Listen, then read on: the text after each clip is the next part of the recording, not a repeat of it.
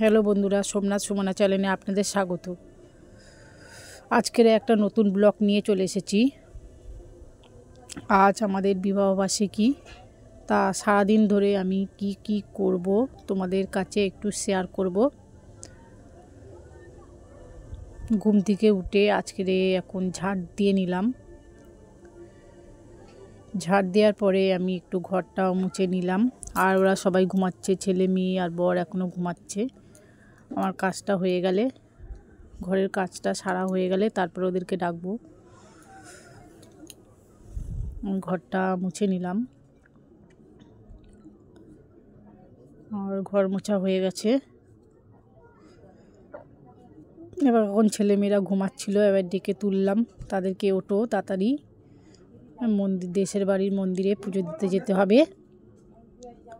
তা ওদেরকে ডাকছি। আমার ছেলে তো কিছুই উঠবে না, তা আমি আবার ডাকছি।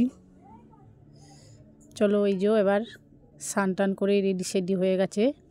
আমি আগে রেডি হয়ে গেছি, তারপরে আমার বর রেডি হলো, তারপরে এই যে ছেলেমেয়েরাও রেডি হয়ে গেছে। আর আমার ছেলে এখন পুজো দিয়ে দিচ্ছে ঠাকুরকে। প্রত্যেক দিনই ঘরে পুজো দেয়। আর এখন রাস্তায় বেরিয়ে পড়েছি। তোমরা দেখতে থাকো ব্লগটা, কেউ স্কিপ করো না, প্লিজ বন্ধুরা পাশে থাকো।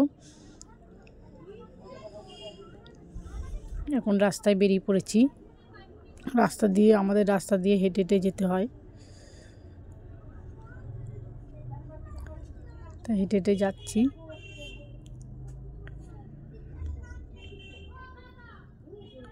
বাসে উঠে পড়লাম। বাসে উঠে এখন যাচ্ছি আমতলায়। আমতলা থেকে টোটো করব। এই যে টোটোয় উঠে পড়েছি। তা ভিডিও করছিলাম বলে ঠাকুমারা তাকিয়েছিল। আর আমতলা থেকে এই যে ফুল, মালা, মিষ্টি নিয়ে নিয়েছি ঠাকুরের জন্য।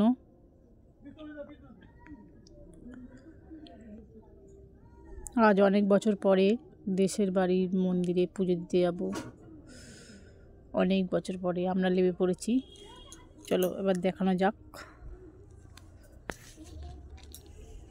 এখান থেকে হেঁটে হেঁটে যেতে হবে মন্দিরটার কাছে।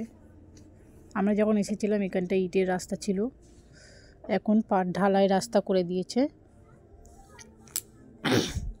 তা প্রায় 5-6 বছর পরে আমি এই মন্দিরটার কাছে গেছি। আমার ছেলের যখন মুখে ভাত হয়েছিল তখন পুজো দিয়েছিলাম, আর আমার মেয়ের মুখে ভাতে পুজো দিয়েছিলাম, তার মাঝখানেও এসেছিলাম। কিন্তু আজ বিবাহবার্ষিকীর জন্য পুজো দিতে আসা। এই দেখো মন্দিরটা কত সুন্দর মন্দিরটা করে দিয়েছে। আগে মন্দিরটা এত সুন্দর ছিল না, মন্দিরটা রং করাও ছিল না, আর এই গেটগুলোও ছিল না। এখন এই গেটগুলো লাগিয়েছে, আর মন্দিরে টাইলস লাগিয়েছে, আর মন্দিরটাকে রঙও করেছে। এই যে গেট বন্ধ আছে, এখনো ঠাকুর মশাই আসেনি। তা কত ঠাকুর দেখো এটার ভিতরে বন্ধুরা। এইটা হচ্ছে পঞ্চনন ঠাকুর। আর এইগুলো যারা যারা মানসিক করে যায় তারা ঠাকুর দিয়ে গেছে। তা আমার ছেলের বেলাও দিয়েছি, আমার মেয়ের বেলাও দিয়েছি ঠাকুর। আর দেখো চারিদিকটা কত সুন্দর, পরিবেশটা খুবই ভালো। আর এখন এখানে আমি আমার ছেলেকে একটু স্নান করিয়ে নেব। এই পুকুরে স্নান, আমরা মুখে ভাত হলে আর এখান থেকে স্নান করি, স্নান করে তারপরে পুজো দিই। তা আমরা 2-3 স্নান করে গেছিলাম, আর ছেলেকে একটু স্নান করিয়ে নিলাম ওখান থেকে। ঠাকুরের মন্দিরে পুজো দেবে, তা ওই পুকুরের জলটায় স্নান করায়। তার ছেলে ঠান্ডা লাগছে খুব, স্নান করছে। স্নান করিয়ে নিলাম ছেলেকে,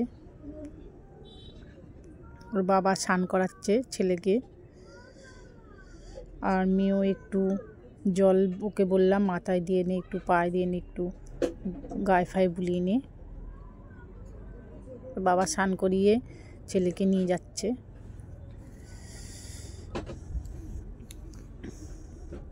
আর এই যে আমার ছেলেই গেটটা খুলে দিয়েছে, দিয়ে বলে ভিতরে ঢুকবো। ও তালা মারা ছিল না, ও ভিতরে ঢুকে আবার ঠাকুরগুলোকে দেখছে। আর এখানে সবাই ওয়েট করছে যে ঠাকুর মশাই কখন আসবে। আমরা অনেকটা তাড়াতাড়ি চলে গেছিলাম, 12:30টার সময় 12টা 12:30টার সময় ঠাকুরমশাই পুজো করতে আসে। আমার ছেলে খেলতে আরম্ভ করে দিয়েছে ভিতরে ঢুকে। আর সবাই ওয়েট করছে এখন ঠাকুরমশাই কখন আসবে। দেখো কত সুন্দর মন্দিরটা, কত ঠাকুর এখানে, পঞ্চানন ঠাকুর দিয়ে যায়, গোপাল দিয়ে যায়, সখী দিয়ে যায়।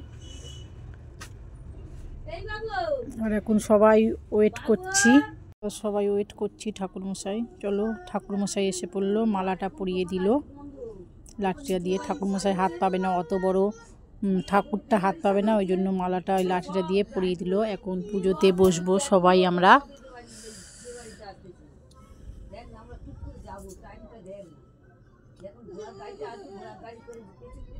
বসে পড়লাম, এই যে সবাই মিলে আমরা পুজোতে বসে পড়লাম।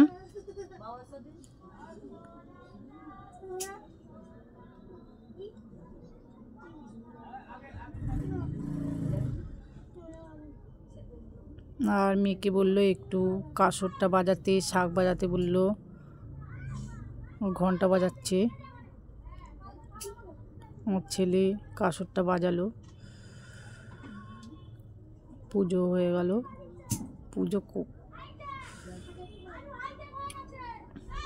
পুজো হয়ে গেল। এবার আমরা প্রসাদ নিয়ে এবার বাড়ি যাই।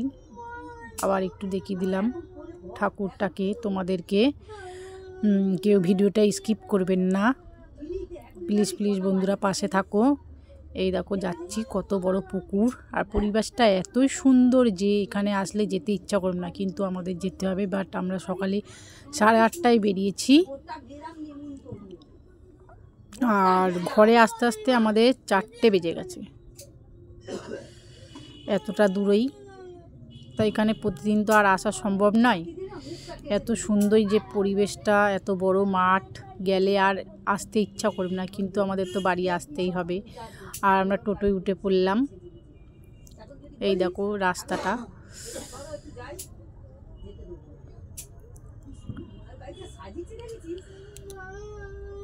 আর আমাদের বাড়ি রাস্তায় আমরা আবার চলে এলাম।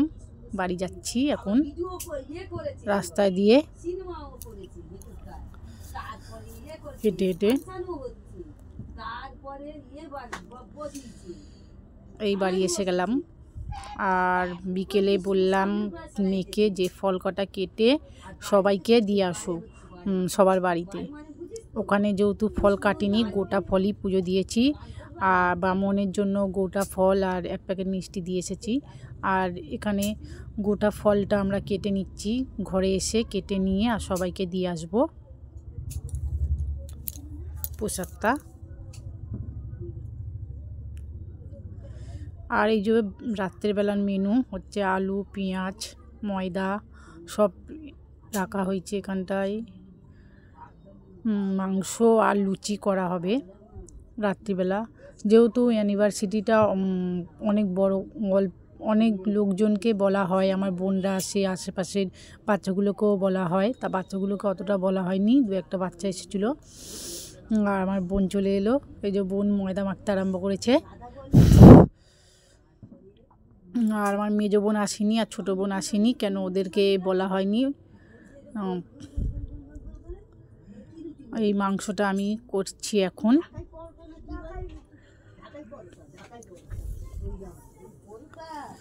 আর মাও আসেনি, কাউকেই বলবো না ভেবেছিলাম, কিন্তু বোনগুলো 2টো বোন কাছে থাকে বলে তাই জন্য ওদেরকে বলেছিলাম যে তোরা দুজনে আসবি। আর এটা আমার ঠিক ছিল না যে রাত্রিবেলা আমি ওদের লুচি মাংস করে খাওয়াবো, কেন আমি পুজো দিয়ে আস্তে আস্তে যদি অনেক রাত হয়ে যায় ওই জন্য।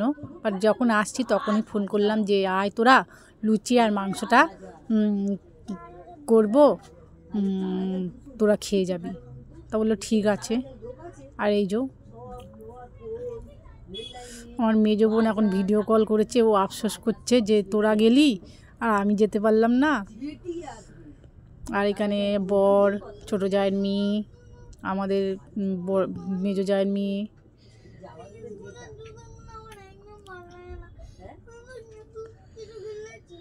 সবাইকে খেতে দিয়ে দিলাম। আর লাস্ট আমার বোনরা এখন খাবে।